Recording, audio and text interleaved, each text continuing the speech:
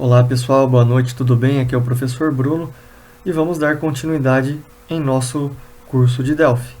Bom, hoje nós não vamos utilizar o IDE, certo? Nós vamos utilizar outros dois softwares que nós instalamos antes de iniciar o curso, aqueles que eu deixei para vocês o passo a passo de instalação. Vocês podem acessar aí o computador de vocês da maneira que for mais fácil. Eu prefiro vir aqui pela lupa, vou digitar o XAMPP. O primeiro deles é o XAMPP. Vou clicar aqui.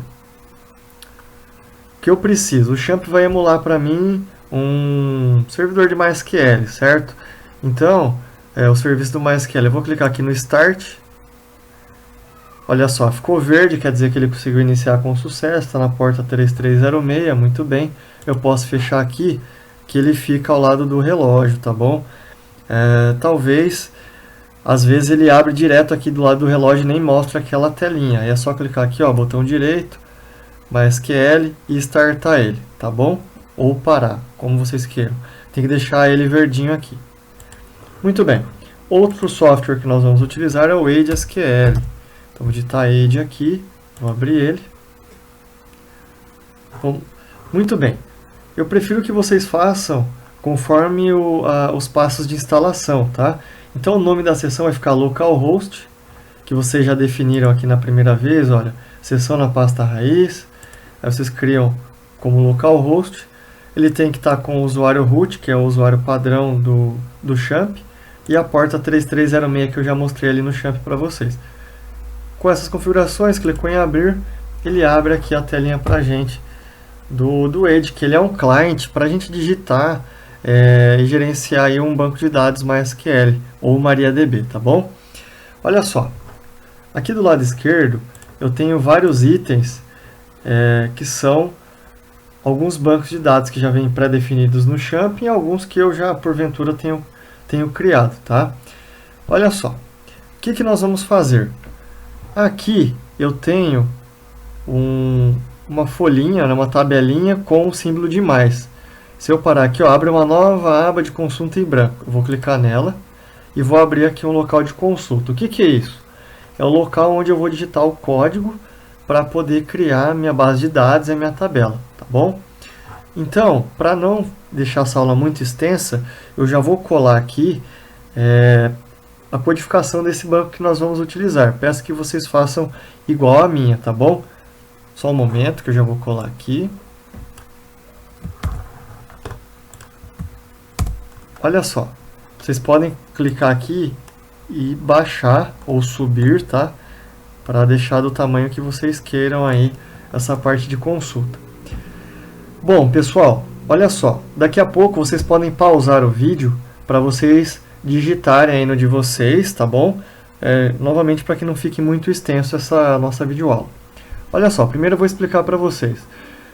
Traço e um espaço, eu posso digitar comentários dentro dessa consulta. Então tudo que está traço, espacinho, comando para a criação do banco de dados, isso aqui na hora de compilar, o interpretador aqui vai ignorar essas linhas, tá bom? Às vezes é importante deixar algum comentário. Aqui eu deixei para vocês mais por questão de conhecimento. Então esse primeiro comando aqui, ó, create database. Então ele vai criar um banco, é o recipiente para eu guardar as minhas tabelas e meus dados. Como que vai chamar o meu banco? Curso_Delphi, tá? Por padrão, no final de uma linha, eu digito ponto e vírgula. Isso faz parte da sintaxe. Aqui, use curso_Delphi. Então eu vou criar um recipiente e vou utilizar esse recipiente para quê? Para criar uma tabela chamada cliente, tá? Aí aqui novamente faz parte da sintaxe, eu vou abrir um parênteses e vou começar. Code_CLI, o tipo dele é o tipo do dado inteiro. Por quê? Ele vai guardar um código 1, 2, 3, 4, 5. Eu estou deixando ele como not null e auto-incremento. Por que isso? Porque aqui embaixo eu vou definir esse cara aqui como minha chave primária. Então o meu código de cliente vai ser minha chave primária. Professor, o que é isso? Não é uma aula de banco de dados, mas é bom relembrar que a chave primária é aquele campo do nosso banco de dados que permite saber que aquele registro é único, tá bom? Então é É um item que nunca vai se repetir, a chave primária, tá bom? Aqui nos demais eu tenho vários campos, então tipo de cliente, nome, razão social, CPF, RG, CNPJ, inscrição estadual, telefone, celular, endereço, número, complemento, bairro, cidade, estado, tá bom? Então assim, poderíamos fazer um banco de dados ainda mais completo, com bem mais campos, mas por hora o que nós precisamos são só esses dados. Olha só, como que eu faço para executar esse banco aqui, para criar ele? Olha só, do jeito que está aqui, que eu escrevi, já está certinho. Então, eu posso vir aqui, ó, nesse botão executar SQL e clicar nele, tá? Uma outra forma seria eu fazer por partes. Então, eu vou lá, crio só a parte da banco de dados. Aí eu não precisaria desse use, ou eu posso clicar no use e fazer ele também, tá? Mas como está tudo digitado certinho, eu não vou fazer ele por partes dessa vez. Para economizar tempo, eu vou clicar aqui, ó, para rodar, ou apertar F9. Olha só, não deu nenhuma mensagem de erro, isso quer dizer que criou. Mas, professor, não apareceu aqui do lado. O que eu tenho que fazer para ver se deu certo? Clique em Localhost e nesse botão de atualizar, ó, atualizar o F5. Se eu não clicar em cima de localhost e só vier direto no atualizar, não aparece. Então, localhost e atualizo. Aqui o banco de dados, curso Delphi. Se eu clicar nessa seta ao lado, ele vai mostrar a tabela que eu tenho aqui. Tá bom? Então, eu vou pedir para que vocês pausem o vídeo nesse momento e criem aí a codificação de vocês. Tá bom, pessoal? Muito bem. Depois de criado, eu só vou mostrar aqui para vocês mais alguns detalhes, que a aula de hoje é só para criar o banco. Na próxima aula nós vamos fazer mais itens, tá bom? Então, ó, aqui em cliente, se eu vier aqui, eu clico em cima de cliente, depois aqui, ó, tabela cliente. Olha só que legal. Aqui ele já criou tudo, ó, o código. O código ele está em negrito porque ele é a chave primária, certo? Está aqui com padrão auto-incremento, porque ele vai gerar os números automaticamente. Nós não precisamos nos preocupar com isso. E tem todos os outros campos que eu solicitei aqui, tá bom? Alguns deles eu usei varchar. Por que varchar? Se eu utilizar 70 caracteres, ele não vai consumir um espaço desse máximo de 80, tá? Então é um banco que fica mais econômico.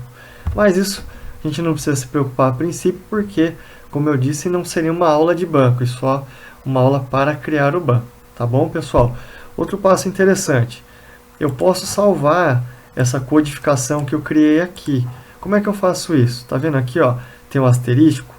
É porque essa consulta ainda não foi salva. Se eu vier aqui, ó, arquivo, salvar, eu posso, por exemplo, vir aqui e clicar aqui, ó, vamos dar o nome aqui, ó, minicurso delphi.sql. E eu salvo essa codificação. Se eu quiser usar uma outra vez, é só eu clicar aqui no arquivo, carregar arquivo SQL e escolher o arquivo que ele vai carregar, vai trazer aqui na tela para mim e já fica fácil de eu executar. Pessoal, só um adendo, alguns erros que podem acontecer. Imagina que vocês recebam esse erro aqui, ó. Por exemplo, pode acontecer de vocês terem digitado alguma coisa errada e aí vocês corrigem e tentam executar de novo. Ele vai dar esse erro 1007 ou algo parecido, falando que o banco de dados já existe, tá? Por mais que talvez ele não chegue ao final, às vezes a parte de cima deu certo, tá? Então é bem fácil de resolver isso. Como o nosso banco não tem nada ainda, clique em cima dele aqui, ó, curso Delphi, dá um excluir, tá? E ok, ele some, tá vendo? Não tem mais. Mas a nossa consulta está aqui. Eu esqueci de dizer, eu falei que todo final de linha é ponto e vírgula, nem sempre, tá? Isso é só no final de comandos específicos. Então, por exemplo, aqui, ó, no final do autoincremente é uma vírgula, tipo de cliente é vírgula, razão social é vírgula, CPF, varchar, tudo é vírgula, tá? O que acontece? Aqui no primary key, que ele vai ser basicamente o último, antes de eu fechar aqui o parênteses e o ponto e vírgula para finalizar, se eu colocar a vírgula aqui, ó, vai dar erro. Eu vou executar só para vocês verem. Ó, ele deu um erro, mas o que acontece? Aí vamos supor que, beleza, do professor não tinha vírgula, eu vou tirar, e aí eu vou executar de novo, ele vai falar aquele problema que a tabela já existe. Por quê? Porque parte do código ele conseguiu criar, né? Só um trechinho dele que não. Então, aí se eu vier aqui localhost, ó, ele criou o banco, mas não a tabela. Então, eu excluo, corrijo a parte da codificação, tirei a vírgula aqui, e aí eu posso executar novamente, ver no localhost e atualizo. Olha só, agora ficou melhor, né? Agora deu tudo certo, tá bom? É só esse adendo aí para vocês, porque provavelmente pode ser que aconteça algum erro. Aí vocês sabem como, de uma maneira bem simples aí no momento, para resolver esse problema. Pessoal, valeu, até a nossa próxima aula. Tchau, tchau.